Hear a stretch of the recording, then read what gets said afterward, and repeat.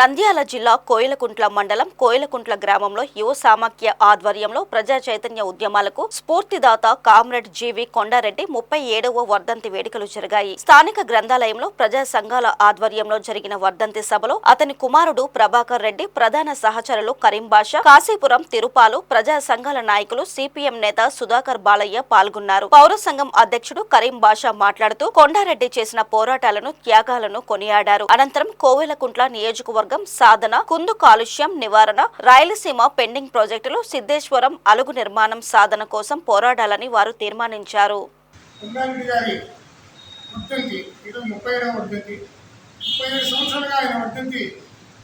ఆయన కుటుంబ సభ్యులే కాకుండా ఇంతమంది ఆయనతో పాటు నడిచినటువంటి ఉద్యమ సహచరులు, ఆయన అభిమానులు ఇక్కడ జరుపుకుంటూ వస్తున్నారంటే ఆయన సమాజానికి ఎంత గొప్ప చేశారనేది మనకు అర్థమవుతుంది.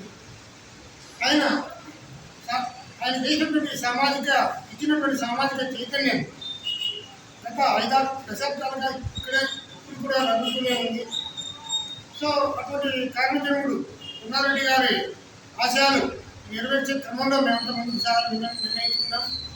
ఆనాటి కొండారెడ్డి గారి ఆశయాలు ఇప్పుడు అవి అమలుకు ఆచరణకు అవసరం ఉన్నాయా లేదా అనేటువంటి పక్కన పెడితే ప్రజెంట్ ఆయన స్ఫూర్తితో మేము 1-2 ఆశయాలు నిర్ణయించుకున్నాం.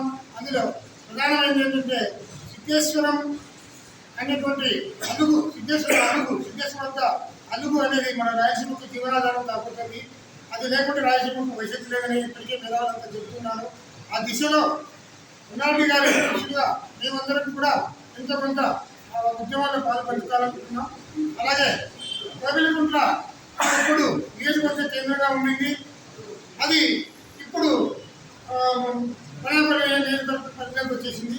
త్వరలో నియోజకవర్గాల పునర్విభజన జరగబోతున్నందున మళ్ళీ కోవెలకుంట్ల పునర్వైభవం తీసుకొచ్చేందుకు, కోవెలకుంట్ల నియోజకవర్గాన్ని మళ్ళీ ప్రతిష్ఠించేందుకు ఈ తాలూకా సమస్య తర్వాత దానికి సంబంధించినటువంటి వారసులు అందరం కూడా ఈ పోరాటాలు నిర్ణయించుకున్నాము.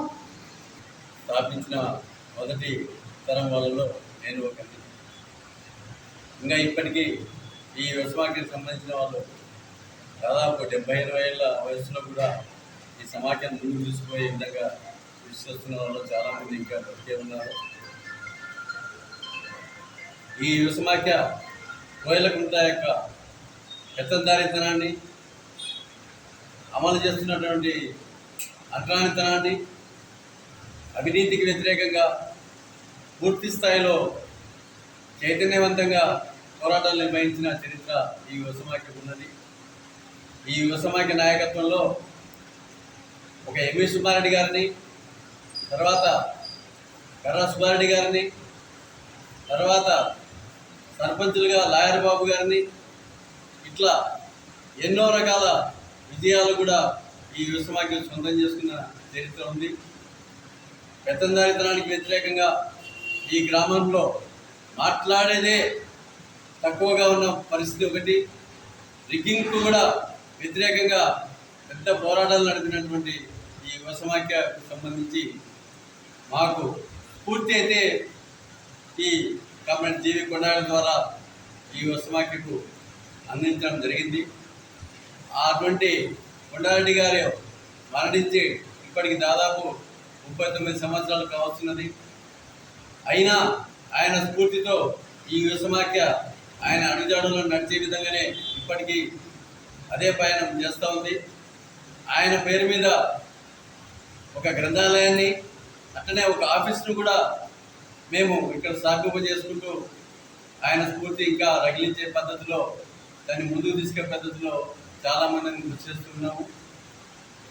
ఈ జీవి కొండారెడ్డి గారు ఈ ప్రాంతంలో గొప్ప రైతు నాయకుడిగా, పొగాకు రైతులకు గిట్టుబాటు ధర కల్పించే విధంగా, అంటరానితనాన్ని పోగొట్టే విధంగా, చాలా గ్రామాల్లో కాలనీలు ఏర్పాటు చేసే విధంగా, చాలా గ్రామాల్లో ఇళ్ల స్థలాలను కోసం కూడా పోరాటం చేసి ఈ ఏరియాలో దళిత చైతన్యాన్ని, రైతుల చైతన్యాన్ని, యువకుల చైతన్యాన్ని రగిల్చి ఈ ప్రాంతంలో ఒక చిరస్థాయిగా ఉన్నటువంటి ఒక చరిత్రను కలిగింపజేసుకుంటూ ఇప్పటికీ ప్రజల గుండెల్లో